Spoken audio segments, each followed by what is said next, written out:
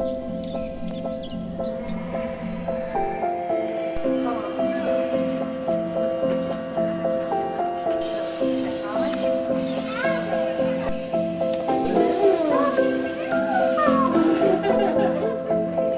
do you have in your hand?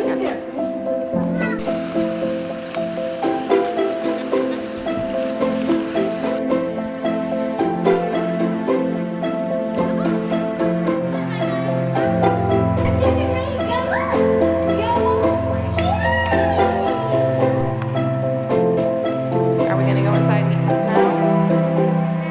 No? Yes, we are. Look up at the camera, say I love you. Love you.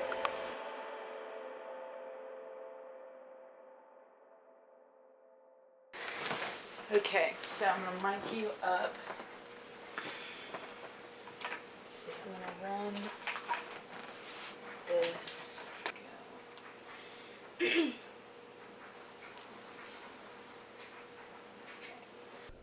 I was in like 8th grade or 9th, so probably like 13, 14. 6 or 7. I think probably around the age of 8th grade. Yeah. Yeah, that's like probably when I was like, let's try to fix some things. I think I was around the age of 8. So I would say it really kind of started to get a grip on my life about 5th grade. So I was about 12 at the time. Okay. But it really started to escalate about that between 12 and 13 age. I was probably like 12 or 13, so pretty young, but. So an eating disorder is a mental health disorder, and it's characterized by thoughts and behaviors around food that are disordered and that negatively impact health. There are several types of eating disorders. On one end of the spectrum would be a severe restrictive type of eating disorder, and that could be anorexia nervosa. Bulimia, which would be characterized by more binging and purging behaviors, and purging could be vomiting, laxatives, or even excessive exercise. And then other types that are a little bit less recognized, but like binge eating disorder, orthorexia is characterized by very intense rules around eating being good enough or being clean enough, things like that, that really, again, have gone beyond normal, healthy dietary changes. So my like mom growing up was like extremely like body conscious, like very like I think what people would call like an almond mom, like was obsessed with like dieting, was obsessed with like body, was obsessed with like tracking everything, and I think I was like raised in that, so I kind of inherently like adopted those habits. There's such a wide variety of causes that come into play, but sometimes there are different exposures to food or diets during developmental periods. We had a health class, and there was a guy like teaching it. He was a coach at the school. He started talking about like women like having fupas. Like I had no idea what that was, obviously, because I'm in 8th grade.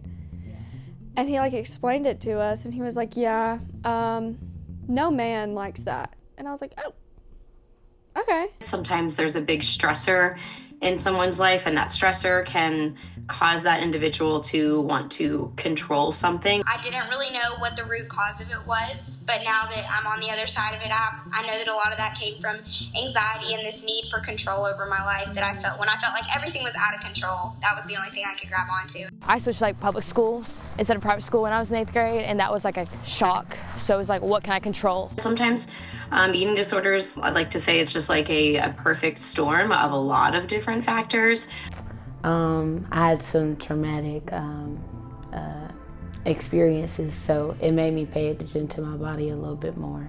I was always a little bit more chunkier than my family, so I had 2 cousins who were really slim, and it was always me being the little outsider. And they would never make fun of me, but it always felt like I was excluded because they could share their own clothes, they could share pants, shirts, and I would always have to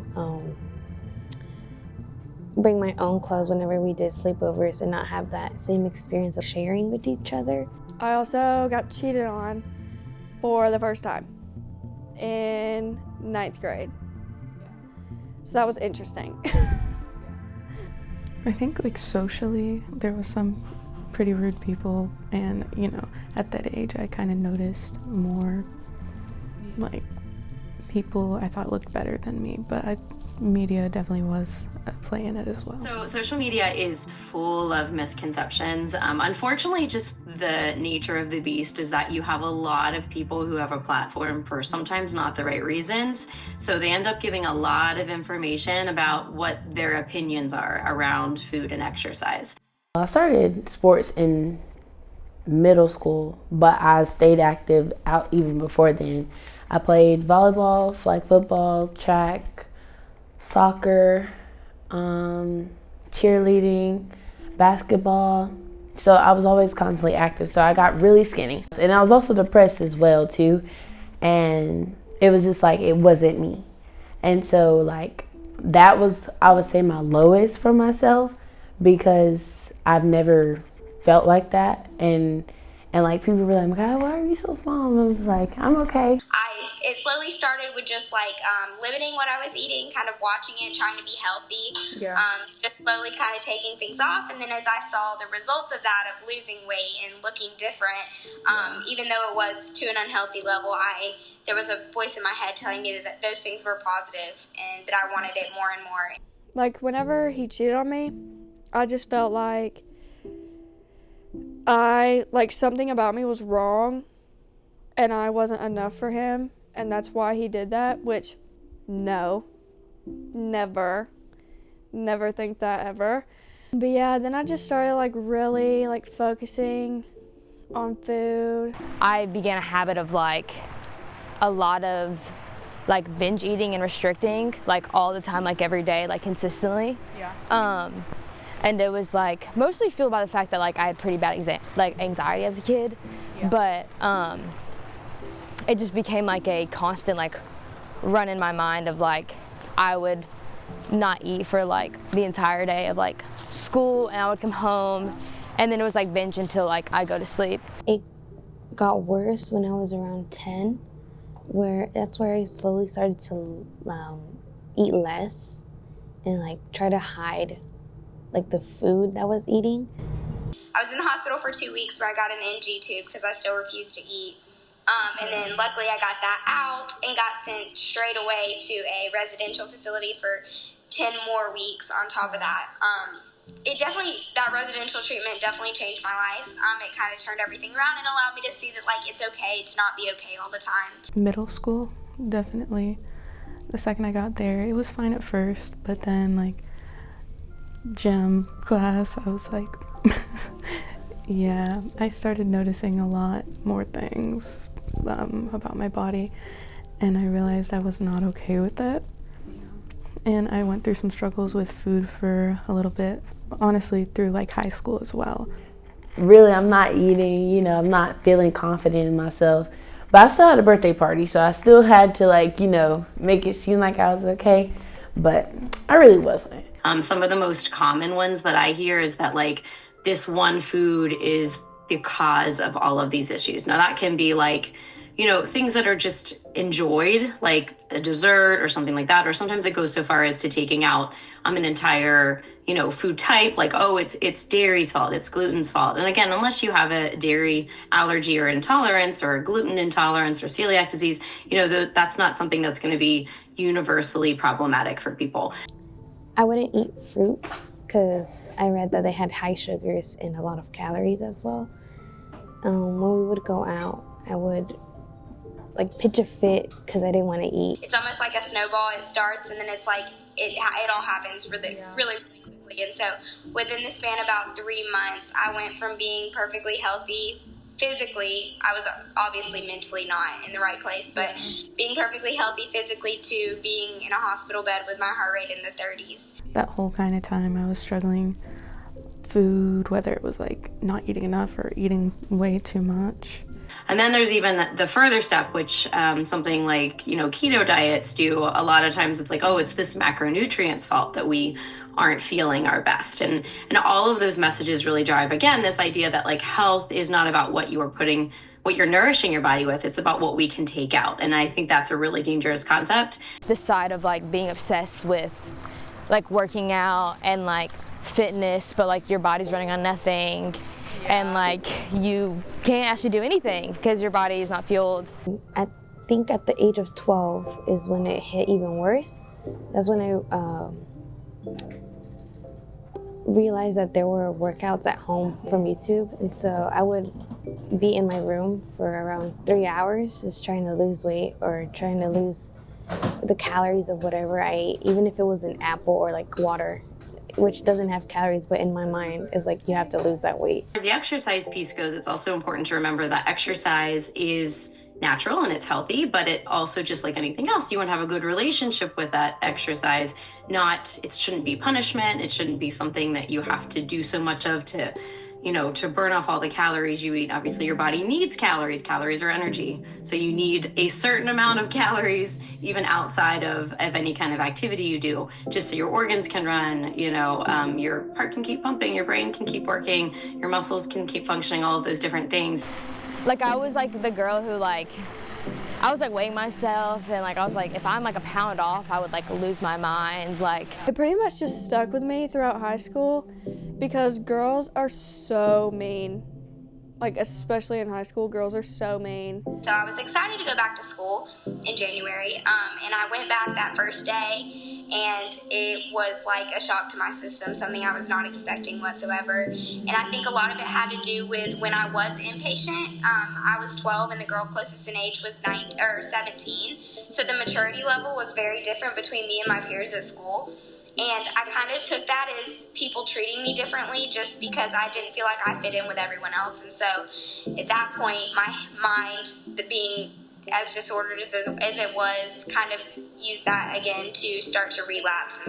If you know anyone struggling with an eating disorder, or you may suspect that you could even be suffering with some disordered eating thoughts or behaviors, first reach out to somebody who you trust. That might be a parent, that might be a friend, somebody who maybe can just be a source of support until you can build a treatment team around you. And that's the scary term, but honestly, that just means usually like a therapist and a dietitian, and then some collaboration with your primary care doctor.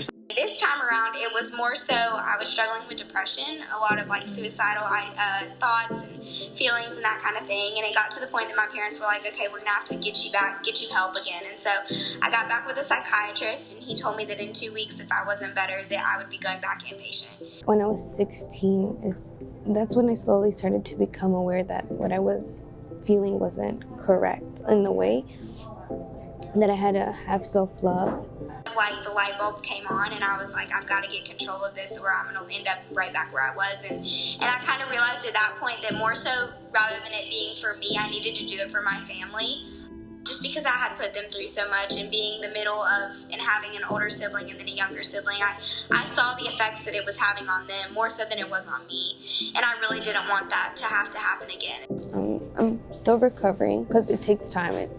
It's a long process, but they've been really supportive, and so have my friends, my siblings as well.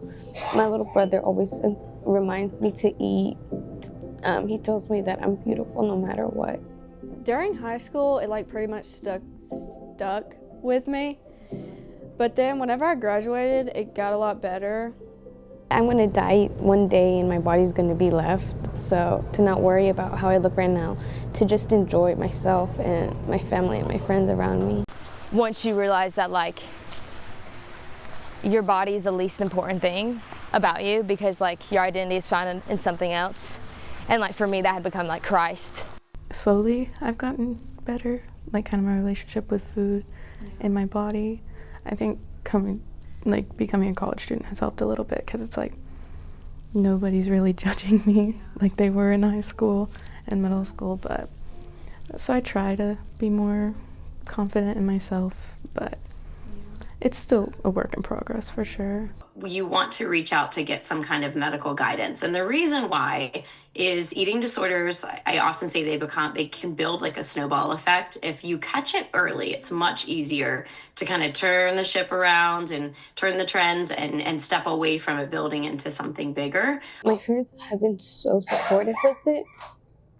They have helped me try to recover, slowly encouraged me that my body is beautiful, that I'm beautiful, that it doesn't matter what size I wear.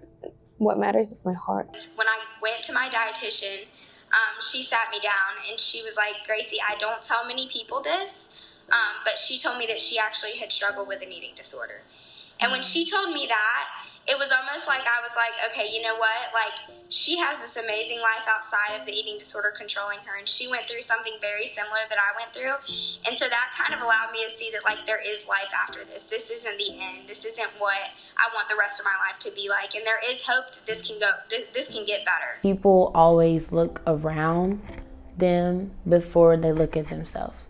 They look around and be like, oh, is that how I'm supposed to look? Is that how I'm supposed to look? Like, girls, I need to be that skinny. I need to have a big butt. Men, they're like, oh, I need rock hard abs and I need to just, be like everyone else. But that's not how it should be, because God made all of us in his image and we're supposed to be grateful and happy of what we look like.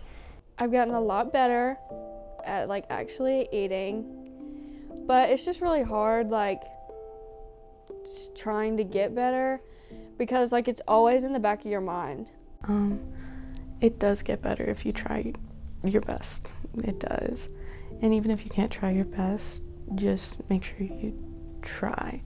Because the truth is, I have to wake up every morning and choose between anorexia or me. Mm-hmm. And that's something that a lot of people don't understand until they really face it themselves. What I do is way more worth than what my body and my image is. Rooting myself in truth, like every single day, like waking up, like we're deciding that I'm going to believe the best about myself, not because of what I believe, but what God believed about me. Be you, be your best self that you can be, because it does get better. It does get better if you allow yourself to think that. Just don't give up. It's so easy to throw the rock in and be like, I'm done, this isn't worth it anymore. That's something that I really struggle with. It's just being like, not only with the like hurt and the tiredness that it brings of having these thoughts constantly run through your mind, but also like it physically takes a toll on your body. I mean, like you lose energy, you lose hope, you just become like there's nothing to life anymore. And I just want to be that person to stand there and say that like there is, and this isn't the end. Like we can't see over the hill, but the top of the hill is there, and there is light at the end of the tunnel. And this is not the end for sure. That's just the biggest thing. To keep pushing, keep trying, and it'll all work out just as it's supposed to. I also became closer to God, so I put my trust and faith in him, and he gave me that peace. Like I would read the Bible and it would say that I'm beautiful, that he made me worthy. So he and my family played a big factor in helping me. To younger me, I would tell her that I'm very proud of her. Don't cry, Micaiah. We're not doing this in this video. I'm proud of her, and she's amazing. And she made me who I am today. I tell people all the time that the medicine and the therapy and the treatment, like all those definitely played a huge role, but I think the biggest thing was definitely God, because I don't know how else I would have overcame it like I did. If you want to recover and you're slowly getting to that process, to not try to rush it. It takes time, and you're strong for admitting that you struggle with eating and your body. To not let that, take away the happiness in life. The process takes time, but you are strong, and you are also very, very worthy of who you are and what you want to become, and your body and your weight doesn't impact that. You will achieve what you want because of who you are, not because of what you see in the mirror, but because of who you are deep inside and how pure your heart is. So, eating disorder recovery is tough. It's challenging. We often say in treatment circles that it's a marathon, not a sprint. But just like it's amazing to cross the finish line of a marathon, it is incredible to recover and feel that weight off of that person's shoulders, that they are closing that very difficult chapter and moving on to a healthier, happier one. Again, this is really where it comes down to having a support structure around you. Now, hopefully that is some level of a treatment team, but also if there's a trusted friend, a trusted parent, those can also be very, very helpful in just like giving you that sense of support and encouragement every step of the way. It's also important to remember that when someone's in their recovery journey, a misstep is not a failure, it's just a misstep. So we don't ever want to have a slight struggle and think, oh, I'm not cut out for this. It's not going to happen for me. I might as well just go back to how I was before. Every step in the right direction is progress. So another thing I like to say in sessions is it's progress, not perfection. So we have to just remember, put one foot in front of the other and you will get there. Even if you look at it as a marathon and you're like, listen, this is going to take me a while. That's fine, but you're going to get to that finish line, right? You're going to get to that point where you feel that relief of recovery, and you just have to hang in there and celebrate the little victories along the way.